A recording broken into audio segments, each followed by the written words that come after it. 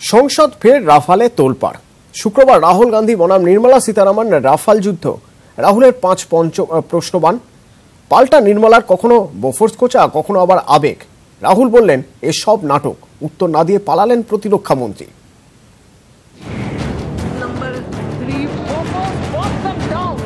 ভোটের বছরে শীতের সংসদ প্রতিদিনই উত্তপ্ত হচ্ছে Rafale উত্তাপে।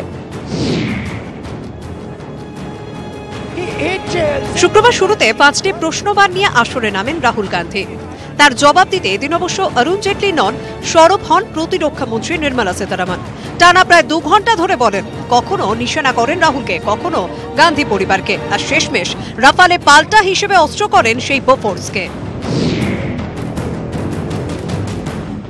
Bofors brought them down. They lost an election. Rafale will bring us back. Rafale will bring Modi back.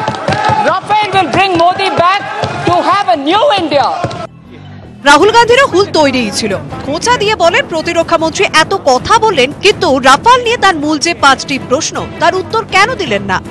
आपने 2 घंटे बात की, मगर आपने इसका जवाब नहीं दिया कि HAL से कॉन्ट्रैक्ट छीनकर अनिल अंबानी को कॉन्ट्रैक्ट देने का निर्णय किसने लिया? Defence minister said that we are accusing her. The frame she used was, you are accusing us. Madam, I am not accusing you. And I am not accusing Mr. Parrikar.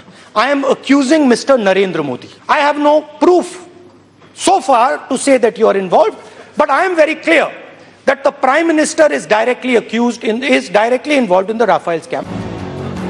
রাহুলকে জবাব দিতে ফের উঠে দাঁড়ান প্রতিরক্ষা মন্ত্রী। এবার তার গলা ভরা আবেগ। It doesn't give any right to anybody to call the Prime Minister a chore. It doesn't give any right to anybody. It doesn't. It's not the prerogative of only Khandans to protect themselves, madam. Hug the Prime Minister and then go wink there. Is this not insulting? Is this not insulting my Prime Minister?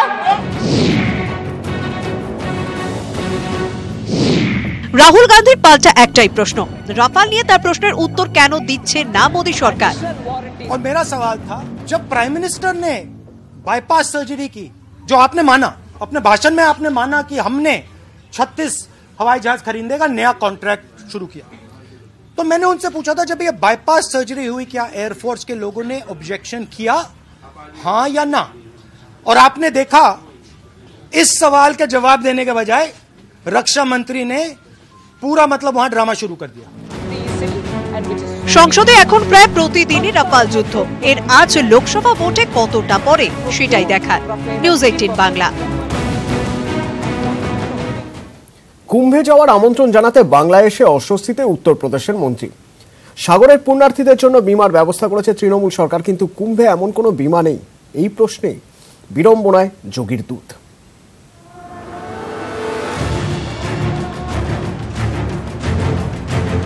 প্রয়াগের পূর্ণ কুম্ভ, অমৃত কুম্ভের সন্ধানে লাখো মানুষের ভিড়। সারা দেশ এবং বিশ্বের নানা প্রান্ত থেকে পুণ্যার্থীরা ভিড় করেন সেই কুম্ভ মেলায় আমন্ত্রণ জানাতে। গত প্রায় 2 সপ্তাহ ধরে পশ্চিমবঙ্গে রয়েছেন বিজেপি শাসিত উত্তরপ্রদেশের মুখ্যমন্ত্রী যোগী আদিত্যনাথের দূত, সে রাজ্যের মন্ত্রী SP সিং বাঘেল। কুম্ভের আমন্ত্রণ জানাতে বাংলায় এসে অবশ্য পড়লেন অস্বস্তিতে। পশ্চিমবঙ্গের গঙ্গাসাগর মেলাতেও দেশ বিদেশ থেকে পুণ্যার্থীরা ভিড় করেন। মমতা বন্দ্যোপাধ্যায়ের সরকার ঘোষণা করেছে, সাগরে আসা সকল পুণ্যার্থী, সে তিনি যে রাজ্যেরই হন, মারা গেলে তার পরিবারকে 5 লক্ষ টাকা আর্থিক সাহায্য করা হবে। কিন্তু কুম্ভ মেলায় এরম কোনো বিমার ব্যবস্থা করেনি উত্তরপ্রদেশের বিজেপি সরকার। শুক্রবার এ নিয়ে প্রশ্ন করাতেই অস্বস্তিতে পড়ে যান যোগীর মন্ত্রিসভার সদস্য। ভগবান না করে ইস बीमा की राशि किसी को मिले, ये मैं बद्दुआ दे रहा हूँ। हम लोग पूरी ऐसी व्यवस्था करेंगे कि किसी भी प्रकार की दुर्घटना ना हो। উত্তরপ্রদেশের মন্ত্রী SP সিং বাঘেল জানিয়েছেন, রাজ্যপাল সহ বাংলার বিশিষ্টজনদের তিনি কুম্ভে যাওয়ার আমন্ত্রণ জানাচ্ছেন। মুখ্যমন্ত্রীকেও আমন্ত্রণ জানাবেন, কিন্তু এখনো মুখ্যমন্ত্রী থেকে সময় পাননি। ক্যামেরায় মনোজ সিং এর সঙ্গে অরূপ দত্তর রিপোর্ট, নিউজ 18 বাংলা।